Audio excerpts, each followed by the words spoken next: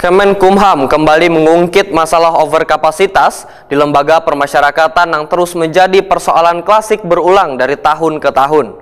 Bahkan sekitar 73% penghuni lembaga permasyarakatan adalah mereka yang terlibat kasus narkoba, sehingga hampir seberataan lembaga permasyarakatan wan rumah tahanan di seluruh Indonesia mengalami overkapasitas.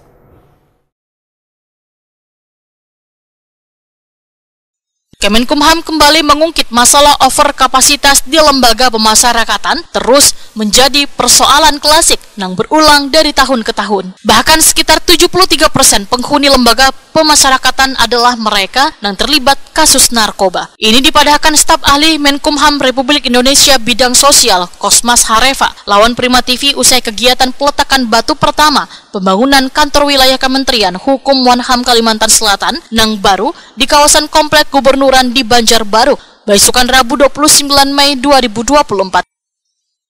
Menurut Kosmas Harefa, permasalahan overkapasitas lembaga pemasyarakatan khususnya di Kalimantan Selatan telah didiskusikan bersama Sekda Provinsi Kalimantan Selatan, Kejaksaan, BNNP, hingga sudah selayaknya harus ada pembicaraan pembahasan secara khusus terkait kelebihan kapasitas tahanan di lembaga pemasyarakatan. Karena permasalahan ini sangat menjadi perhatian yang sangat besar bagi Kemenkumham karena dari total warga binaan di lembaga pemasyarakatan maupun rumah tahanan sebanyak 73% penghuninya adalah kasus narkoba.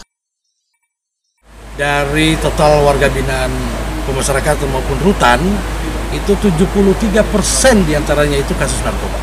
Nah, artinya ada persoalan besar yang harus ditangani bersama. Dan saya pikir tadi kita sudah sepakat dengan Pak Sekda, dengan jajaran Forkopimda, untuk membicarakan ini secara bersama, langkah apa yang harus dilakukan. Harapan kita memang bahwa akan ada penerapan dalam tatanan implementasi di lapangan, yaitu restoratif justice, ya termasuk moratorium terhadap ketentuan yang ada. Karena ini yang berada di dalam lapas rutan itu adalah warga Kalimantan Selatan. Mereka adalah saudara kita, mereka adalah manusia Indonesia yang perlu kita perhatikan. Dan untuk mengurangi juga beban pemerintah terhadap pembiayaan, anggaran, untuk kebutuhan pada warga binaan, ini juga harus diperhatikan. Jadi jangan nanti kasus-kasus ya sedikit saja sudah jadi masalah, ya. Itu harapan kita. Tentu kita harapkan dukungan dari semua pihak. Mudah-mudahan langkah-langkah ke sana kita akan tunggu apa yang akan disepakati bersama oleh jajaran Forkopimda di bawah kepemimpinan gubernur nanti sebagai pemimpinnya, dan tentu dibantu dikawal oleh Pak Kakanwil ya dengan jajaran di sini. Saya pikir itu. Pak, arahnya ke rehabilitasi ya, Pak? Rehabilitasi ya. Ya, harapan kita begitu kan, memang ada ketentuannya ya. Jadi kita harapkan artinya kalau tentu teman-teman dari kepolisian bisa nanti memberikan justifikasi mana grade tertentu yang mungkin tidak perlu harus sampai ke lapas gitu. Ya, kalau mungkin ke rehabilitasi saja. Tapi ini kan tidak bisa terjadi kalau tanpa dukungan semua pihak. Ya, tidak mungkin Kanwil Kumham hanya bekerja sendiri. Ya.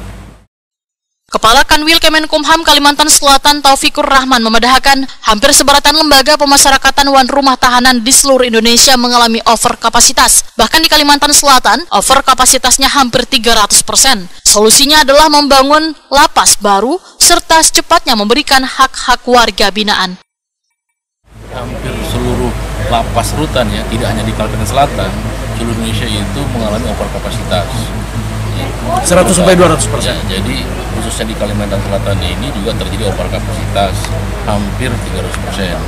Solusi dari overkapasitas itu yang pertama membangun lapas rutan baru, tapi ini membutuhkan biaya yang cukup besar.